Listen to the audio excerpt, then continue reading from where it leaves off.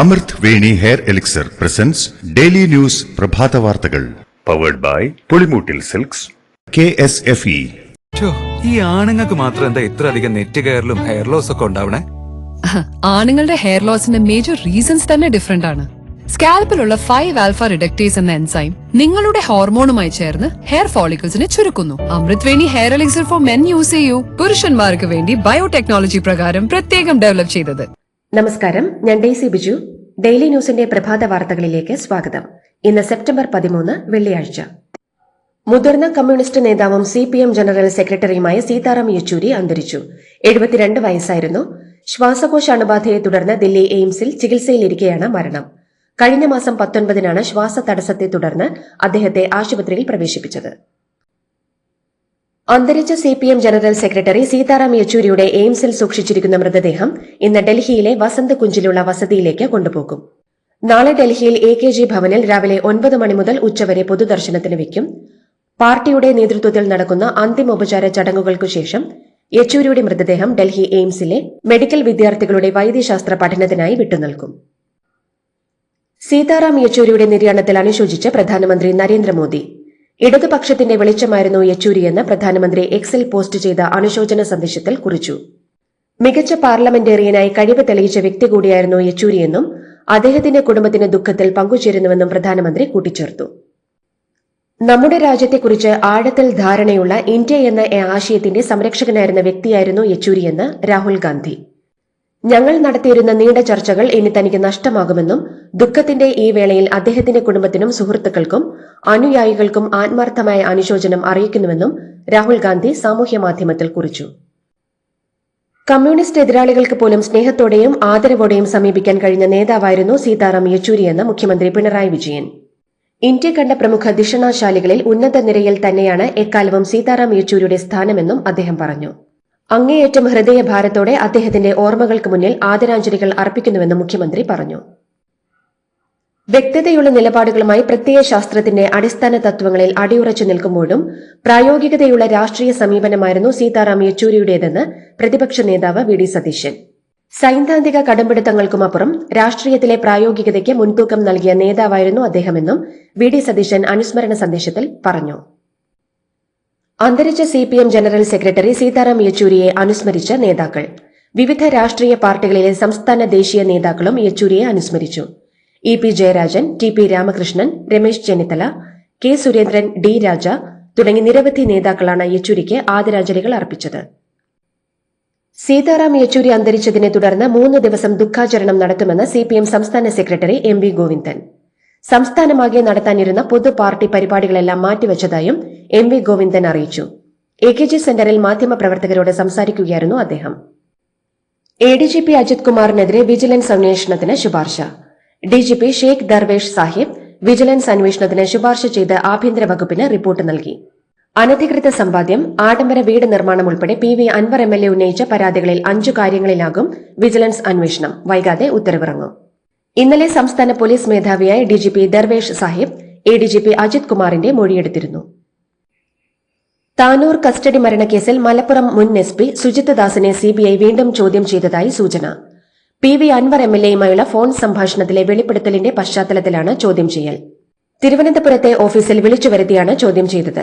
കഴിഞ്ഞ വർഷം August 1-നാണ് Malappuram താനൂരിൽ police കസ്റ്റഡിയിലിരിക്കെ Tamar Jifri എന്ന യുവാവ് മരിച്ചത്. തനിക്കും കുടുംബത്തിനും ഭീഷണിയുണ്ടെന്ന് ചൂണ്ടിക്കാട്ടി പോലീസ് സംരക്ഷണം ആവശ്യപ്പെട്ട് നിലമ്പൂർ MLA PV അൻവർ DGPക്ക് കത്ത് നൽകി. തന്നെ കൊല്ലാനും കുടുംബത്തെ അപായപ്പെടുത്താനും സാധ്യതയുണ്ടെന്ന കാരണത്താൽ കുടുംബത്തിനും വീടിനും സ്വത്തിനും സംരക്ഷണത്തിനായി പോലീസ് ഉദ്യോഗസ്ഥരെ നിയോഗിക്കണമെന്നാണ് അൻവർ MLAയുടെ ആവശ്യം.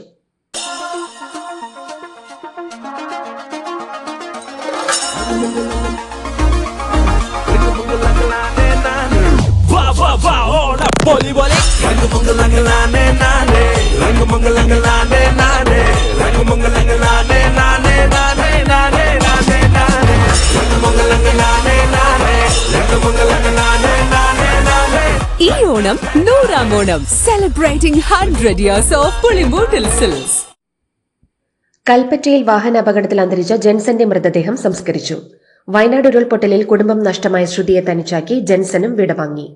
ഹൃദയവേദനയോടെയാണ് നാടുനാകെ സംസ്കാര ചടങ്ങുകളിൽ പങ്കെടുത്തത്. അമീബിക് മെനിഞ്ചോ എൻസെഫലൈറ്റിസ് അഥവാ അമീബിക് മസ്തിഷ്ക ജ്വരം ബാധിച്ച് തിരുവനന്തപുരം മെഡിക്കൽ കോളേജിൽ ചികിത്സയിലായിരുന്ന 10 പേരെയും ഡിസ്ചാർജ് ചെയ്തു. ഏകോപനത്തിനും ചികിത്സയ്ക്കും നേതൃത്വം നൽകിയ മെഡിക്കൽ കോളേജിലെയും ആരോഗ്യ വകുപ്പിലെയും മുഴുവൻ ടീമിനെയും മന്ത്രി വീണ ജോർജ് അഭിനന്ദിച്ചു. ലൈംഗിക അതിക്രമ പരാതിയിൽ സംവിധായകൻ രഞ്ജിത്തിനെ പ്രത്യേക അന്വേഷണ സംഘം ചോദ്യം ചെയ്തു. കൊച്ചിയിലെ ഓഫീസിൽ വിളിച്ചു വരുത്തിയായിരുന്നു ചോദ്യം ചെയ്യൽ. ബംഗാളി നടിയുടെ പരാതിയിലും കോഴിക്കോട്ടെ യുവാവിന്റെ പരാതിയിലും രഞ്ജിത്തിനെതിരെ 2 കേസുകളാണ് രജിസ്റ്റർ ചെയ്തിരിക്കുന്നത്. ലൈംഗിക പീഡന കേസിൽ നടൻ ജയസൂര്യയുടെ മുൻകൂർ ജാമ്യ ഹർജിയിൽ സർക്കാരിനോട് വിശദീകരണം തേടി ഹൈക്കോടതി. ഹർജി 23-ന് വീണ്ടും പരിഗണിക്കും. പരാതിക്കാരി പീഡനം നടന്നതായി ആരോപിക്കുന്ന തീയതികളിൽ ഉൾപ്പെടെയുള്ളവയിൽ വൈരുദ്ധ്യമുണ്ടെന്ന് ജയസൂര്യ നൽകിയ ഹർജിയിൽ വ്യക്തമാക്കുന്നു. അപകടത്തിൽ പരിക്കേറ്റ് 6 മാസമായി കോമയിലായ 9 വയസ്സുകാരിയുടെ ദുരവസ്ഥയിൽ സർക്കാരിനോട് നിലപാട് തേടി ഹൈക്കോടതി. പോലീസും മോട്ടോർ വാഹന വകുപ്പും ഉടൻ റിപ്പോർട്ട് ഹാജരാക്കണമെന്ന് ഹൈക്കോടതി ആവശ്യപ്പെട്ടു. കുട്ടിക്ക് സർക്കാർ ധനസഹായം ലഭ്യമാക്കാൻ നടപടികൾ വേഗത്തിലാക്കണമെന്നും കോടതി നിർദ്ദേശിച്ചു. കേസ് ഇന്ന് വീണ്ടും പരിഗണിക്കും. കേരള സർവകലാശാല സെനറ്റ് ഹാളിലെ സംഘർഷത്തിൽ കണ്ടാൽ അറിയാവുന്ന SFI KSU പ്രവർത്തകർക്കെതിരെ കേസ്. കേരള സർവകലാശാല രജിസ്ട്രാർ നൽകിയ പരാതിയിലാണ് രണ്ടാമത്തെ കേസ്. കേരള സർവകലാശാല സെനറ്റ് തെരഞ്ഞെടുപ്പിനിടെ ഇന്നലെയാണ് SFI KSU പ്രവർത്തകർ തമ്മിൽ സംഘർഷമുണ്ടായത്. മ്യാൻമറിനും ബംഗ്ലാദേശിനും മുകളിൽ സ്ഥിതി ചെയ്യുന്ന ചക്രവാത ചുഴി ബംഗാൾ ഉൾക്കടലിൽ തീവ്ര ന്യൂനമർദ്ദമായി രൂപപ്പെടാൻ സാധ്യതയെന്ന് കേന്ദ്ര കാലാവസ്ഥാ വകുപ്പ്. ഈ സാഹചര്യത്തിൽ കേരളത്തിൽ അടുത്ത 7 ദിവസം വ്യാപകമായി നേരിയതും ഇടത്തരമായതുമായ മഴയ്ക്ക് സാധ്യതയുണ്ടെന്നാണ് പ്രവചനം. ആലപ്പുഴ കലവൂരിൽ വയോധികയായ സുഭദ്രയെ കൊലപ്പെടുത്തിയ പ്രതികൾ പിടിയിൽ. കർണാടകയിലെ മണിപ്പാലിൽ നിന്നാണ് പ്രതികളായ മാത്യൂസ്, ഷർമിള എന്നിവർ പിടിയിലായത്. കൊലപാതകത്തിന് ശേഷം ഇരുവരും ഒളിവിലായിരുന്നു. കൊലയ്ക്ക് ശേഷം മൃതദേഹം കുഴിച്ചിട്ട് പ്രതികൾ രക്ഷപ്പെടുകയായിരുന്നു. എങ്ങനെയുണ്ട്? ഓണത്തിന് ഇതാണോ എടുക്കുന്നേ? ഓണക്കോടി വരും. അതെ, 10-ൽ ഒരാൾക്ക് ഈ സീരീസിൽ ഓണക്കോടി സമ്മാനം. മെഗാ സമ്മാനമാണെങ്കിലും പുതുപുത്തൻ ബെൻസ് കാറും. 2ാം സമ്മാനം ഇന്നോവ ക്രിസ്റ്റ, അതും 17 ഇത്തവണ സമ്മാനങ്ങളുടെ നക്ഷത്രത്തിളക്കവുമായി KSFE ഗാലക്സി ചിട്ടികൾ. കുറ്റകൃത്യങ്ങളിൽ ഏർപ്പെട്ടവരുടെ വസ്തുവകകൾ ബുൾഡോസർ ഉപയോഗിച്ച് പൊളിക്കുന്നതിൽ അർത്ഥമില്ലെന്നും ഇത്തരം നടപടികൾ ഉണ്ടായാൽ അത് നിയമവ്യവസ്ഥയ്ക്ക് മുകളിലൂടെയുള്ള ബുൾഡോസർ ഓടിക്കലായി കണക്കാക്കാമെന്നും സുപ്രീംകോടതി. പരമോന്നതമായ നിയമ സംവിധാനമുള്ള രാജ്യത്ത് ഇത്തരം പൊളിക്കൽ പ്രവൃത്തികൾ കണ്ടില്ലെന്ന് നടിക്കാനാവില്ലെന്നും സുപ്രീംകോടതി വ്യക്തമാക്കി.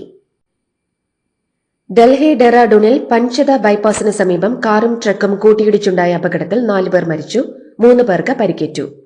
അലിഗഡിൽ നിന്നും ഔലിയിലേക്ക് 7-അംഗ സംഘം കാറിലാണ് യാത്ര ചെയ്തിരുന്നത്. ഹൈവേയിൽ സഞ്ചരിക്കുകയായിരുന്ന ട്രക്കിന്റെ പിന്നിലേക്ക് കാർ ഇടിച്ചു കയറുകയായിരുന്നു. മരിച്ച 4 പേരും അലിഗഡ് സ്വദേശികളാണ്. മണിപ്പൂരിലെ സംഘർഷം രൂക്ഷമാകുന്നതിനിടെ ഗവർണർ ലക്ഷ്മൺ ആചാര്യ സംസ്ഥാനം വിട്ടതായി റിപ്പോർട്ട്. ഗവർണറുടെ കൂടി സാന്നിധ്യത്തിൽ സമാധാന ചർച്ചകൾ സംസ്ഥാനത്ത് നടക്കാനിരിക്കെയാണ് നീക്കം. എന്നാൽ ഗവർണർ സംസ്ഥാനം വിട്ടതായുള്ള റിപ്പോർട്ടുകൾ രാജ്ഭവൻ നിഷേധിച്ചു. കൊൽക്കത്തയിലെ വനിതാ ഡോക്ടറുടെ കൊലപാതകത്തിൽ പ്രതിഷേധിച്ചുള്ള ഡോക്ടർമാരുടെ സമരം ഒത്തുതീർപ്പാകാത്തതിനെ തുടർന്ന് രാജിവെക്കാൻ തയ്യാറെന്ന പ്രഖ്യാപനവുമായി മുഖ്യമന്ത്രി മമതാ ബാനർജി. ജനങ്ങളുടെ താൽപര്യം കണക്കിലെടുത്ത് രാജിക്ക് തയ്യാറാണെന്നാണ് മുഖ്യമന്ത്രി വ്യക്തമാക്കിയത്. വിവാഹേതര ബന്ധം ആരോപിക്കപ്പെട്ട് പുറത്താക്കിയ ജുഡീഷ്യൽ ഓഫീസറെ ജോലിയിൽ തിരിച്ചെടുക്കാത്ത പഞ്ചാബ് ഹരിയാന ഹൈക്കോടതിയെയും പഞ്ചാബ് സർക്കാരിനെയും വിമർശിച്ച സുപ്രീംകോടതി. ഇവർക്ക് ജീവനും സ്വാതന്ത്ര്യത്തിനും സംരക്ഷണം നൽകണമെന്നും ജോലിയിൽ തിരിച്ചെടുക്കണമെന്ന ഇവരുടെ ആവശ്യത്തെ ഹൈക്കോടതി തള്ളിയത് ശരിയല്ലെന്നും സുപ്രീംകോടതി വ്യക്തമാക്കി. മധ്യപ്രദേശിലെ ഇൻഡോറിൽ യുവതി കൂട്ടബലാത്സംഗത്തിനിരയായ സംഭവത്തിൽ പ്രതികരണവുമായി പ്രതിപക്ഷ നേതാവ് രാഹുൽ ഗാന്ധി. സംഭവം സമൂഹത്തിനാകെ നാണക്കേടുണ്ടാക്കുന്നതാണെന്നും BJP ഭരിക്കുന്ന സംസ്ഥാനങ്ങളിൽ ക്രമസമാധാനം തകർന്നിരിക്കുകയാണെന്നും അദ്ദേഹം വ്യക്തമാക്കി. ഇത് ഇന്ത്യയുടെ പെൺമക്കളുടെ സ്വാതന്ത്ര്യത്തെയും അഭിലാഷങ്ങളെയും തടയുകയാണെന്നും രാഹുൽ ഗാന്ധി കൂട്ടിച്ചേർത്തു. 2023 ഏകദിന ക്രിക്കറ്റ് ലോകകപ്പ് ഇന്ത്യയ്ക്ക് നേടിത്തന്നത് കോടികളുടെ നേട്ടം. ICCയുടെ കണക്കനുസരിച്ച് ഇന്ത്യയ്ക്ക് 11,637 കോടി രൂപയുടെ വരുമാനമുണ്ടായി. ലോകകപ്പുമായി ബന്ധപ്പെട്ട ടൂറിസം മേഖലയിലേക്ക് ഏകദേശം 7,000 കോടിയിലധികം രൂപ എത്തിയെന്നാണ് ICCയുടെ കണക്ക്. നിരവധി മേഖലകളിൽ തൊഴിലവസരങ്ങൾ സൃഷ്ടിച്ചുവെന്നും ICCയുടെ സാമ്പത്തിക റിപ്പോർട്ട് വ്യക്തമാക്കുന്നു. ഏഷ്യൻ ചാമ്പ്യൻസ് ട്രോഫി ഹോക്കിയിൽ ഇന്ത്യയുടെ വിജയക്കുതിപ്പ് തുടരുന്നു. കഴിഞ്ഞ ദിവസം മലേഷ്യക്കെതിരെ വൻ വിജയം നേടിയ ഇന്ത്യ ഇന്നലെ കൊറിയയെ 1-3 ഗോളുകൾക്ക് തകർത്തു. ഇതോടെ ഗ്രൂപ്പ് ഘട്ടത്തിൽ ഇനിയും മത്സരങ്ങൾ ബാക്കി നിൽക്കെ തന്നെ ഇന്ത്യ സെമി ഫൈനൽ ഉറപ്പിച്ചു. നിലവിലെ ചാമ്പ്യന്മാരായ ഇന്ത്യയുടെ ടൂർണമെന്റിലെ തുടർച്ചയായ 4ാം വിജയമാണ് ഇത്. ഇതോടുകൂടി ഡെയിലി ന്യൂസിന്റെ ഇന്നത്തെ പ്രഭാത വാർത്തകൾ സമാപിക്കുന്നു. ഡെയിലി ന്യൂസിന് വേണ്ടി വാർത്തകൾ വായിച്ചത് ഡെയ്സി ബിജു. ഡെയിലി ന്യൂസ് ലൈവ്.in വാർത്തകൾ വിരൽ തുമ്പിൽ.